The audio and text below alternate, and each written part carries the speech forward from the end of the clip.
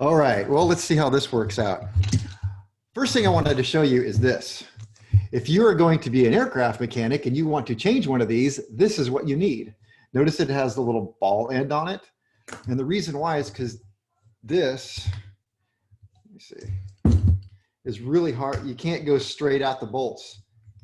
You have to kind of go at them crooked. So this little ball socket allows you to get in there because they're Allen heads. So this is my special tool for working on these. All right, this does not really come apart as well as you're going to hope. But he did talk about a retaining ring down here. This is what makes it the high pressure pump, is that retaining ring. So hopefully I don't shoot parts all over my desk in my office. I'm wearing safety glasses in case anybody wants to know. Safety first. For my car guys like MJ, Chevy, who makes the parts for Chevy? AC Delco. Who? AC. Well, what kind As in AC? of? So is that another AC Delco thing? Like Yes. So Delco it is actually, Remy? these are AC Delco parts. So sadly, this is pretty much a Chevy fuel pump. But that's like from forever ago. Is it? I haven't seen those pumps in anything that's like 90s. And you, I'm not saying they buy them direct from Chevy or anything, but maybe they had a no, but like that something style, like that the diaphragm style. my boat has one of these, but my boat's a Ford. Would that be the same Delco from Delco Remy? Yes. Okay. I got to try and you guys, if I'm looking what I'm doing, not what you guys are doing. So I'm gonna pull this apart. So, all right. So we have the retaining ring, which makes it the high pressure pump. And then I'm going to pull this off. And right there, we have the bottom diaphragm, which is called Pulsator. pulsator. All right. Pulsator diaphragm. Then inside here, we can see the two check valves. And so this particular check valve here that's going to go in and up. And this is the one that's going to allow it to come down and out. I'm trying to see if I can get some good camera angles on there for you. All right. So take this the rest of the way apart. And it doesn't come all the way apart. So don't be too disappointed. Careful. Now, I guess if I was really cool, I'd have just one screw holding this together. Got to give us the full experience. I know. I'm at least going quickly. All right. I hope somebody paid attention to how this goes back together. It's okay, you recorded it, so you could just look back at the video. Oh, good job. That is true. All right. Now, the hard part is here, we don't want to tear any diaphragms. They're kind of stuck together right now. Don't watch this part. Are you sure you're supposed to be doing that? Oh, I need a paper towel. Oops, that was my coffee. All right. A little bit of, all right, so here's the middle part with the two check valves. So we can see that this check valve is going to allow fuel to go away from the screwdriver, and this one over here is going to allow it to come up. And then we have the two ports with the little shipping plugs in them. Two little shipping plugs. And this one is the outlet, and you can tell that it's the outlet by looking at it. You see that? No, how about now? It says out. Well, you can't with the camera. So it says out right there. And that one says in. So that's how you know the out and the in. So fuel is going to come in this way. It is going to fill up this chamber. It is going to go out this way, up into here. So it's actually going to sit like that on there. So we have the in. So in this way, because there'll be a suction. This is harder than I thought. Suction on this side. So it'll come up, get sucked into here, fill this side up. And when the diaphragm goes back down, it's going to push it out this way and right out the out. So it's going to push it into this little chamber here and then out the out that way. So there's the out. And this is as far as it's really going to come apart right here. It's not going to do much more than that because of the way the spring and everything is up inside there. But now you can see the main diaphragm is right here. And then the pulsator diaphragm is right up in here. Oh, no, sorry, not the pulsator, but the secondary diaphragm is right in here. And this is that little tattletale area. And let me see if I can find my flashlight. Here we go. I don't know if that's going to work. Can you see the spring?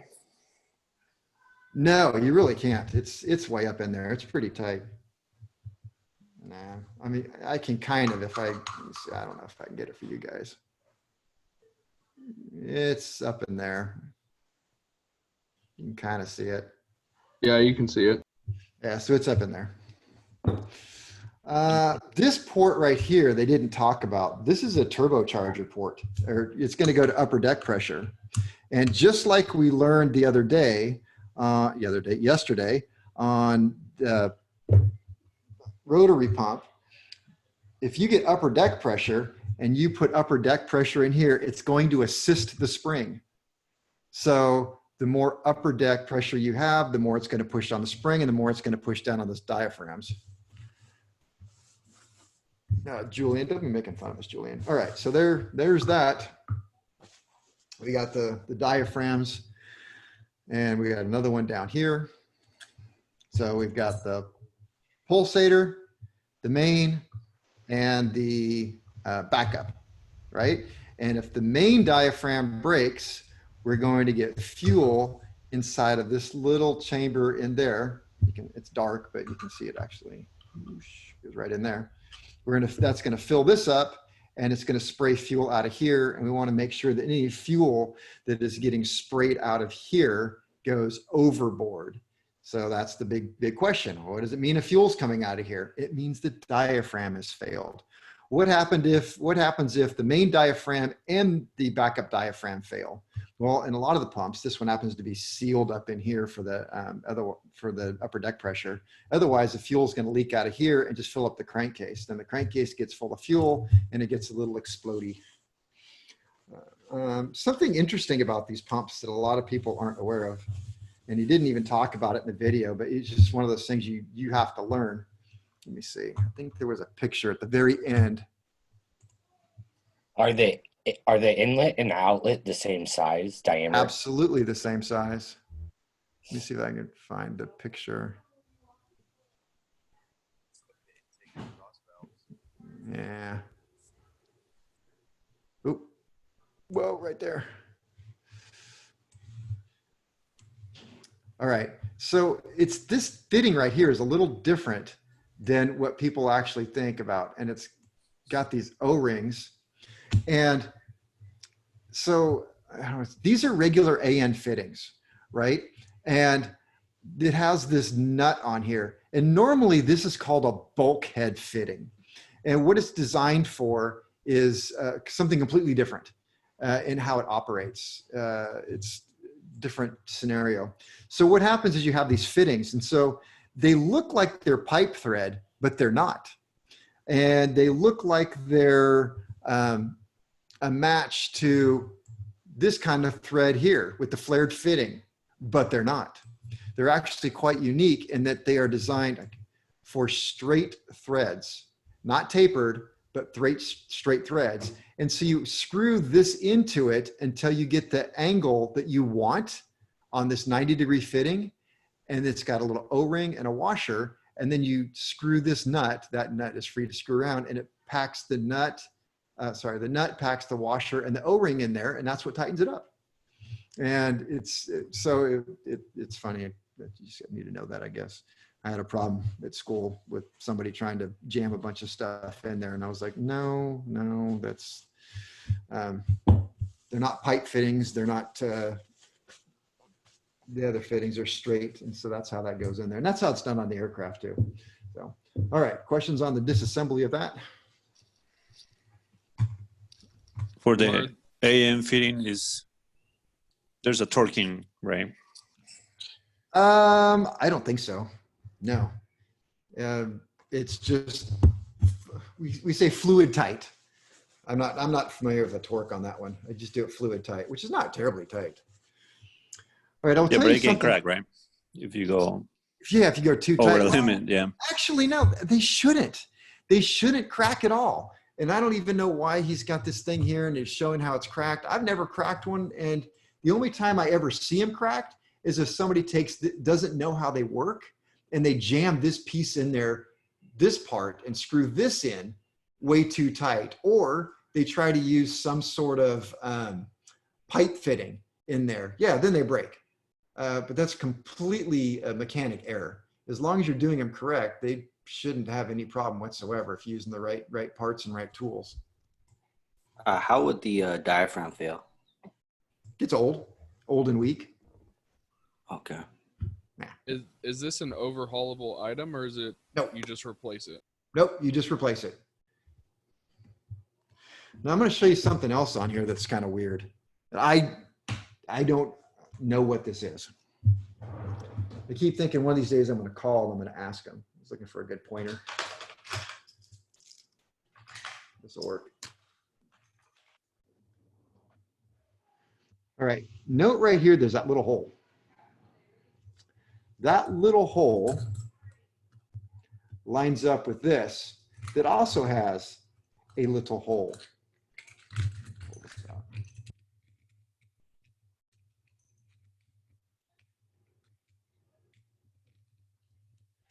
That little hole goes right there.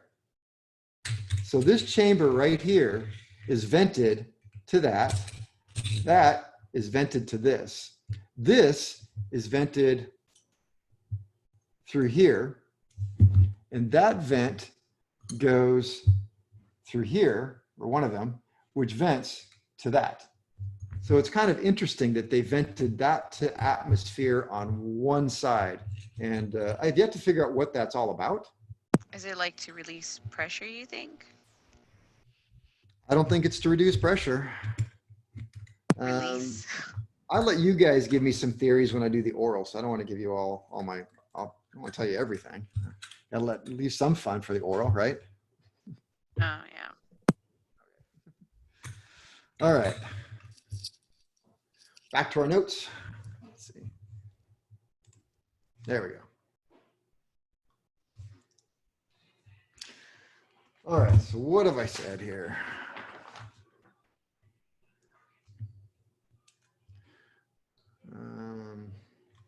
I'm all messed up now with my camera.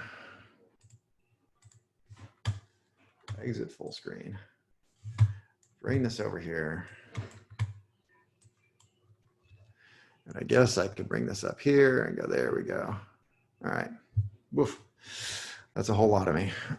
Gallery view. There we go. That's a whole lot less. Looks a lot closer to your face now. It's a lot closer. Yeah. I had it setting up on my tripod before. I liked it better further away. It's fine. that- Nothing to worry about. Janet, what did you say? You're Huh? fine. You're fine. We can't see those pimples on your face or anything. Uh-oh, do I have one? Okay.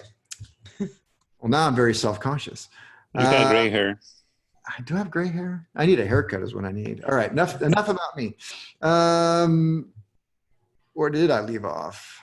3, if there's demand, spring presses down on the diaphragm passing through the outlet check valve. If there is no demand,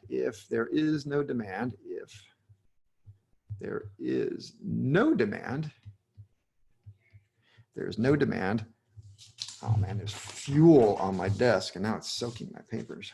Does the boost pump control the demand, or what controls the Okay, so the boost pump, I'm going to run the boost pump before I start the engine.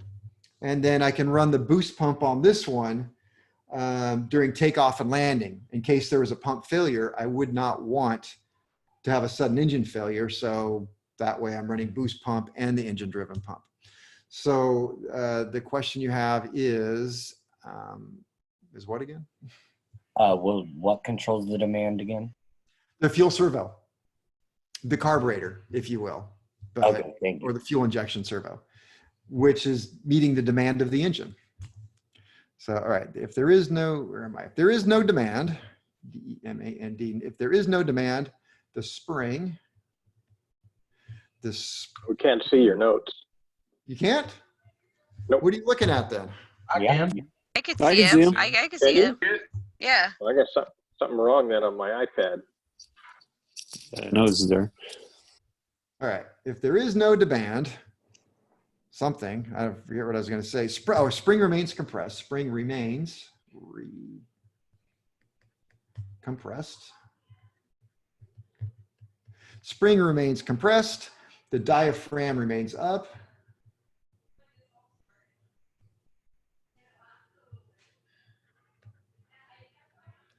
Diaphragm remains compressed.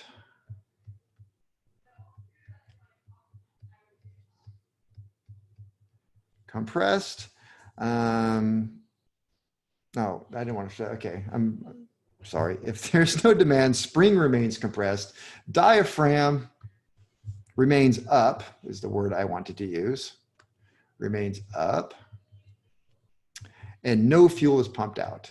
And no fuel is pumped out. No fuel is pumped Would out. a pressure build in that case or no? Nope, the pressure doesn't build. The amount of pressure that you are actually going to get out, the pump outlet pressure is 100%. Oh, I shouldn't have said that. Assuming there's no demand. Assuming there's no demand at all, and I blocked the outlet of the pump off, the maximum pressure is how much that spring presses on the diaphragm. Okay.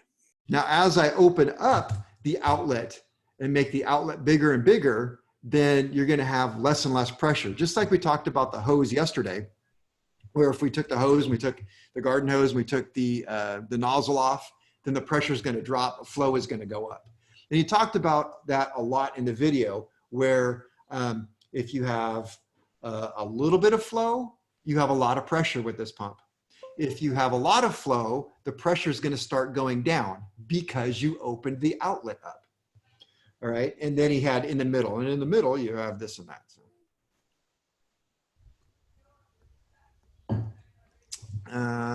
F, upper diaphragm. Let's talk about the upper diaphragm. Upper diaphragm. Upper diaphragm. What does the upper diaphragm do? Well, it keeps any fuel leaks, any fuel or that leaks from the main diaphragm,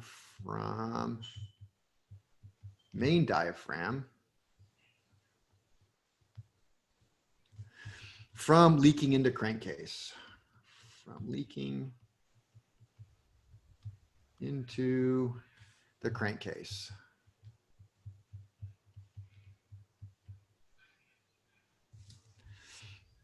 And it also acts as a backup diaphragm, acts as a backup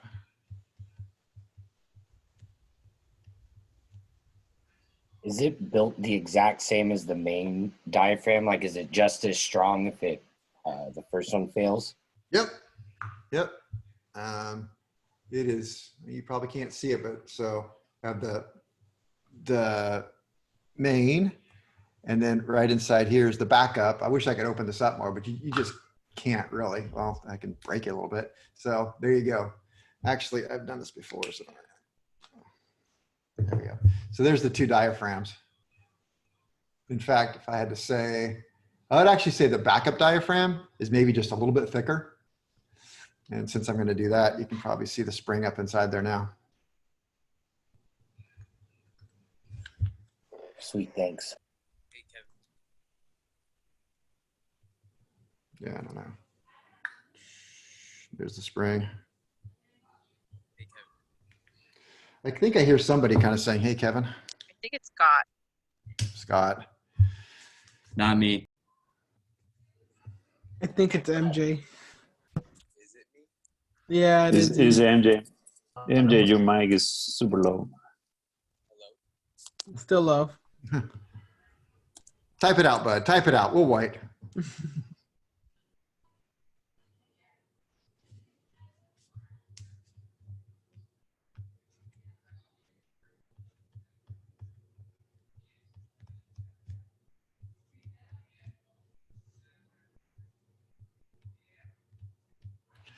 Does the whole you don't know the function go to the upper deck? No, it does not go to upper deck pressure. Definitely does not. It goes right outside. It goes from the pulsator diaphragm. It vents half of the pulsator diaphragm out to atmospheric. Now, I'll just tell you, one of my theories is it's an indicator that the pulsator diaphragm has failed, because fuel would then go out there and then find its way up and out the tattletale. So it would tell you if that one failed. Another theory is that it keeps, well, that's the best theory. I'm just gonna tell you that's my best theory. Pulsator diaphragm. What does the pulsator diaphragm do? What does it do? It evens out fuel pressure pulsations,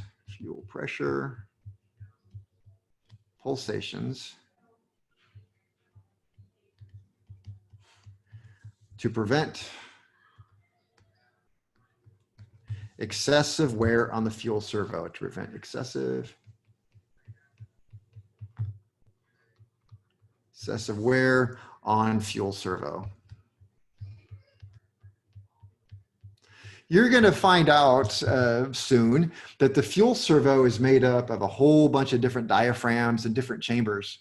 And it's really important that you don't wear them out and you don't have constant pulsations against it. So that when you start to see how they're made and go back and think about this, you can think about, yeah, I could see why that would be really important to not have a bunch of pulsations on this thing because it's going to try and even out for those pulsations constantly, and that would be a lot of work for it. H, the drain fitting. The drain fitting. The drain fitting is this right here, right there, and that's got a very tiny little hole in there. That hole is, wow, you can barely see light through it, it's so small. So used to indicate a leaky or failed main diaphragm.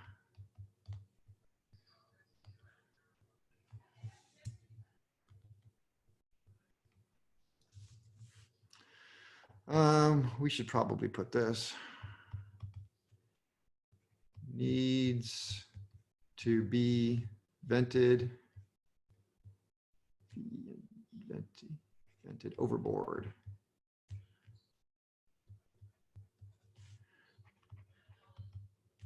Never plug.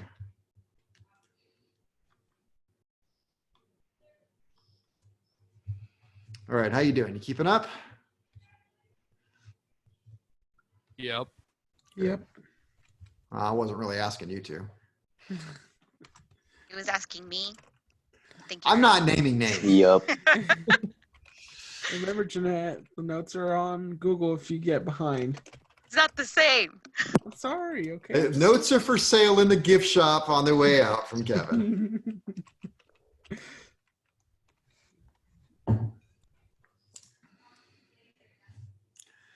We can talk about the pictures behind me. Or we're waiting for, oh, I'm sorry. Did you? Is that you in the picture? No, they're. I can. What are they? Thanks. We'll see if anybody can figure out what those are. Well, it looks like it's a certificate with a sailor on the right side. I think it might be. They Boy Scout certificates. Yeah, my boy, okay, I got Boy Scout certificates. Okay, everybody's caught up? If you're not, say so. I'm good. You guys can keep going. All right, we're good. Okay, pump basics. Pressure, and this is about this pump, okay? So pressure and flow are inverse. And what I mean by that is the highest amount of output pressure if I take this pump and I put, let me go to this, and I put a pressure gauge, hang on, let me go with my PowerPoint. Can I? Yeah. Sorry, I don't have any good PowerPoints of this one. All right, so if I put a pressure gauge right here, PSI. I love doing this because the numbers kind of dance around a little bit before they settle in. It's kind of animated. Okay, the maximum amount of pressure that this pump will put out is with this completely blocked. The pressure doesn't get any higher than that. So you're going to see maximum output pressure. Remember, there is no bypass. And in this situation, the big spring is just going to be pressing down on the diaphragm, and whatever pressure the spring presses down on here is going to press through here, and you're going to read that right here on your PSI. So if we got a 25-pound spring, guess how many PSI we're going to have? You're right, 25, because I know you were thinking that. Okay, now as we start to open this up, we're going to get a little bit of flow. And because we're starting to get a little bit of flow, and I said pressure and flow are inverse, as the flow starts to go, the pressure is going to come down a little bit. And the more I open this up, the more the pressure is going to come down until I get it all the way open. We could get 20 gallons an hour of fuel flow, and we're going to get no pressure. This would read almost no pressure, because why would any of the fuel want to come up here and even read on the pressure gauge? It's going to dribble out here. So, but the flow is very high. So as the flow goes up, the pressure is going to go down. Pressure and flow. Are you supposed to, or I mean, are you explaining the fuel servo? I've not explained the fuel servo yet. It's just how this pump operates. Okay. So, but we could talk about the fuel servo in the sense that as the engine is asking for more fuel and the servo is delivering more fuel to the engine, that is more flow. And so the pressure is going to start dropping. Now, the idea behind building this pump is that you want it so that under normal operating circumstances, the pressure doesn't drop by very much. So let's just say that the pressure is designed to be at 25 PSI is what the pump puts out. And during maximum flow, I'm just going to make up some numbers, it drops down to 18 PSI. Okay, but then the fuel servo is designed to operate on 12 PSI minimum. Am I safe? Yes. Yeah. That's the answer, absolutely. And that was one of the points he was trying to make. He just didn't make it that clear. I think it was this one, that one right there. So what he was saying is in this particular pump, if it's designed for 20 PSI, so they ran the pump at 20, 18, 16, 14, 12, 10 PSI. And what they found out is the pump can drop all the way down to 10 PSI, and it was still delivering 90% of the fuel that the servo required. Not a problem. So that was what it was. It wasn't until you got down to like 8 or even 7 or 6 PSI that you had a massive drop off in the fuel flow percent. So now you're going to start running lean. You're up here, you're fine. A 3% loss, no big deal. But that's all the way at 10 PSI. And this pump's probably gonna be operating much up in here in the 14 PSI area, even after quite a bit of fuel flow. So you're still in the 100 to 98.5% range of what you need. So it's not a problem. But it's just worth noting that pressure and flow in this particular pump are inverse. It's the way the rotary pump is designed, I can't say that about that one. There's some elements of that, but not necessarily. So a large. Would the PSI fluctuate a little as the main diaphragm like pumps, or would it just stay consistent after it's pumped? If you were to watch a needle, it would vibrate, but it stays pretty consistent within a very small range. Okay. So a large opening will allow a lot of fuel,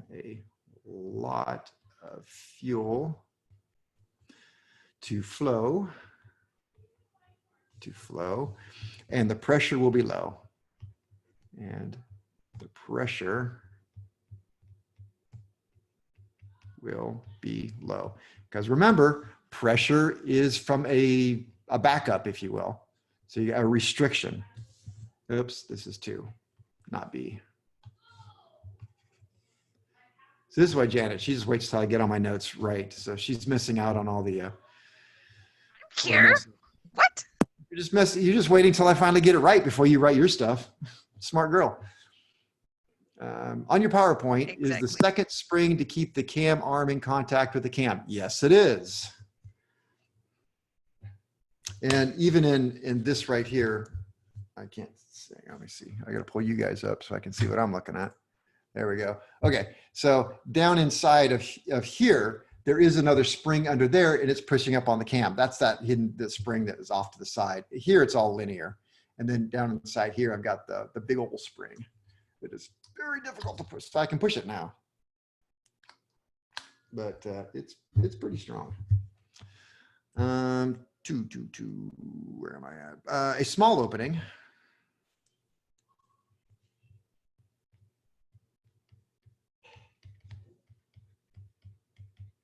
Which can also be translated into not much call for fuel to the engine. Will restrict flow and cause pressure to go up.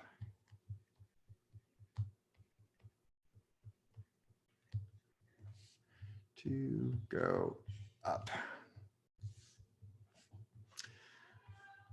And this is something that he said in the video. And you should understand why. Maximum pressure is at what fuel flow? None. Zero. 0 is correct.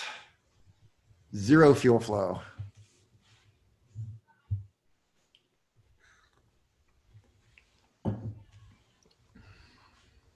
Hey, Kevin, I think I know what those certificates are up there.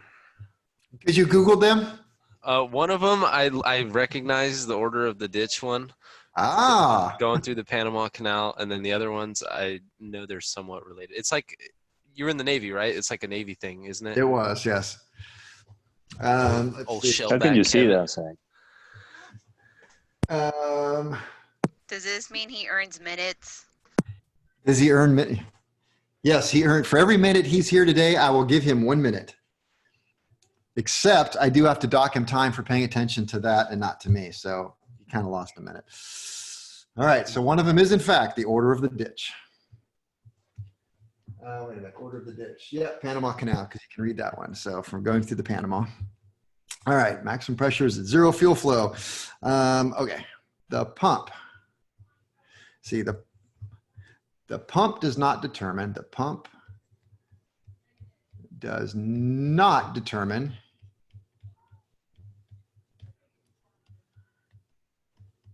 how much fuel flows to the engine. How much fuel flows to the engine. That's true of any pump.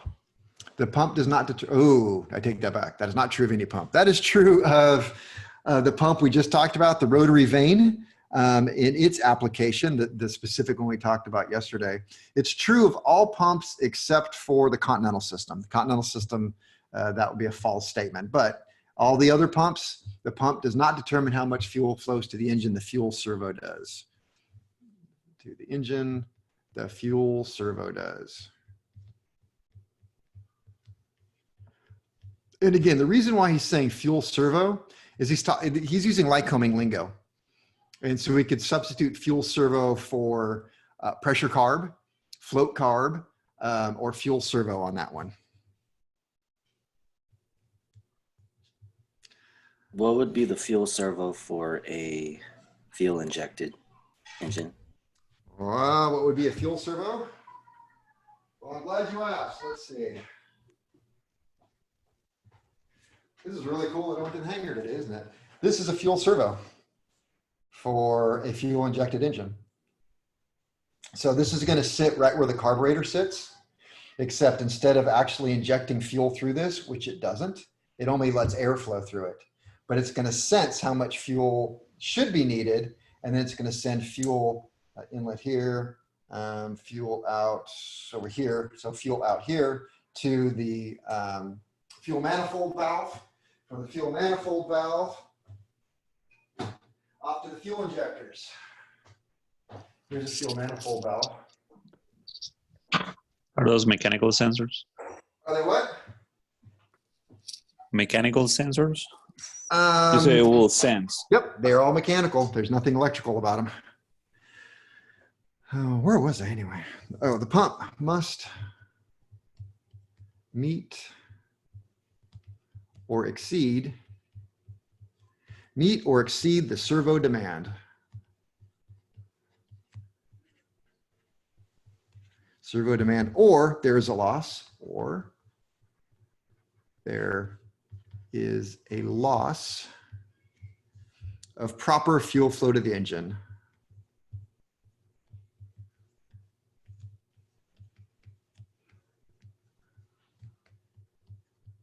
That is because the fuel servo needs to sense pressure. It has to sense air pressure and it has to sense fuel pressure. And when the fuel pressure starts to drop off, it's going to mess up everything inside of it because it's designed to have a certain amount of fuel pressure. I'm restating this one. I knew I wrote it somewhere. Always plumb drain lines overboard.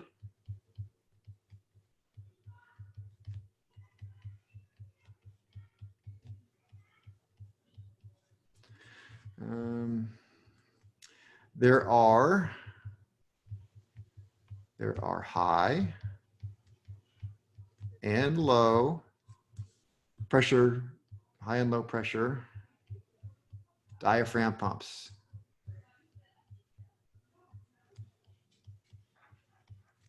Diaphragm pumps.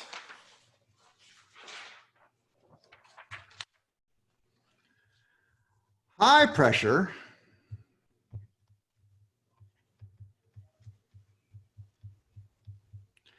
pressure pumps can be identified by, does anybody remember? Bead lock at the bottom. Say it again. You said the bead lock at the bottom, Not the bead lock. You're thinking of a tire. or the This is that lock plate. ring, the plate. The plate, this little plate down here. So the reinforcing ring. Identified by the reinforcing ring. Sorry to interrupt. After always, what's the word? Plumb? Always plumb drain lines Oh, plumb. overboard. Okay, thank you. It's not cursive. What's your problem? Might as well will be. What was that? Don't do it, Kevin. No, I was just trying to. I was trying to be safe, you know. Just See, checking. can I do cursive anymore? Air. Yes, I can. Air. Oh, stop. Oh, stop. That's so much worse. Serious problem. Oh, no.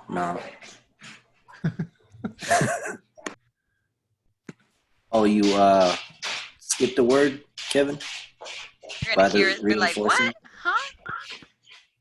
Hey, Kevin, you're scaring my kids, Kevin. I'm doing what? Like, I got That's way kids better. watching this, and you're scaring them with your Air leaks are a serious problem. All right. So anytime you get it now, air leaks can be anywhere. So air leaks can be in the fittings, especially the fittings that go into the side of the pump with those little O-rings. Air leaks can happen on hose connections. So anytime you introduce air into the system, you're going to have air problems when you get into the pressure carb, into the servo. But also, as you saw in the video, air can actually fill up the pump chamber and you start pumping air. And in the video, he talked about you can turn on the boost pump and then it'll flush the air out. So if you have a problem with air, then you can turn on the boost pump and it should make it go. Not always. We're going to watch another video later on. I think in this mod. No, yeah, it's a pretty cool video about troubleshooting the RSA fuel injection system. And they do a neat little thing where they actually show you how to detect if you have air in one of these, and it ties right back into this. Yeah, it's a goofy video, but it says, hey, if you have air in your fuel lines, you can tell by doing this. Now, they don't tell you how do you get air in the fuel lines, but I want you to remember going back to here that, hey, how do you get air in the fuel lines? Well, it's these loose fittings, loose connections, and it also messes up with the pump too. So, all right. I really don't have anything else to say about this pump. So you're free to ask some questions. And what could we do? Or take a 20? Take a 20. Well, you're supposed to, be here for a certain amount of time is the problem. Let's see. We could talk about, I could go back to. Or we could just watch you put that back together. You want to watch it? Okay. So I'll say you can take a 20 and I'll put this back together. Or you can also explain your certificate to me back. Yeah, tell me more about the certificates. You don't want to hear about my certificates. Or explain to us again. Kevin, while are we you put it back technically together. a shellback? Is that your class? Did you get that title? Yes, I did get that title. All right. So I've got to put this back. So you can see that this does not go to that side because this has the crease in it and this crease has to line up. Plus I have to get this hole back over there. So that's going to go this way. There. So that is set up properly there. This has to go back inside of here. I'm going to hope that it can go either which way.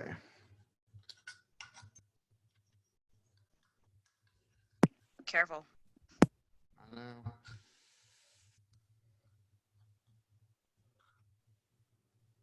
Well, if I break it, we'll just edit this out, right? True, true. All right, there we go. My mom says hi.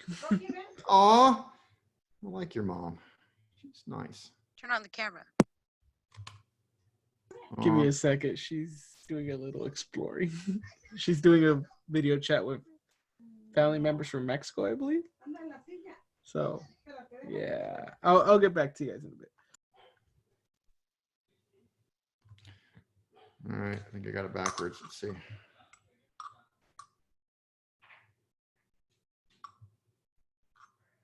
Where's my extra hole?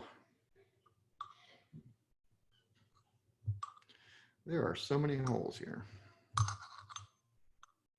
That one, that one, that one, that one. That one. And does the vent line up? Yes, it does. All right.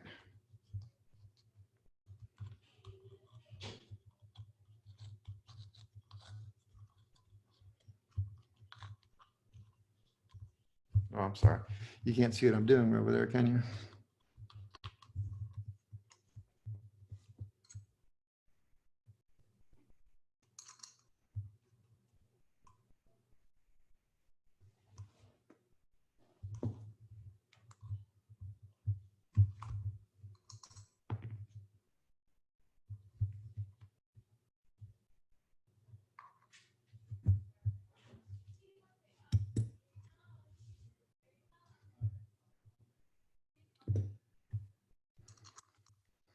I might get blasted for this, but is this wet torque as well? I'm not going to get blasted. No, I don't think so. I don't have a manual. Just making it up as I go here. What about washers? Yeah, I forgot the washer on that one. That's what I was just looking for. It's next to me.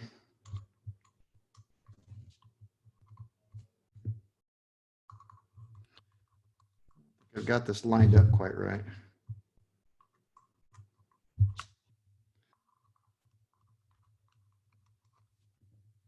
That's the hard part. Nope, not happy with that. But I've only got a couple minutes left. Yeah, you got 6 minutes. All right, let's line this up. Lined up, lined up, lined up.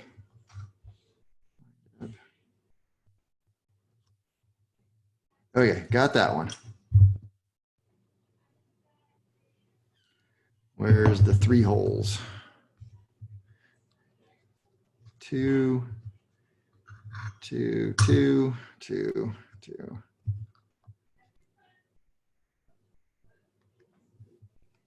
There we go. There's the 3 holes. That has to go there. Got it.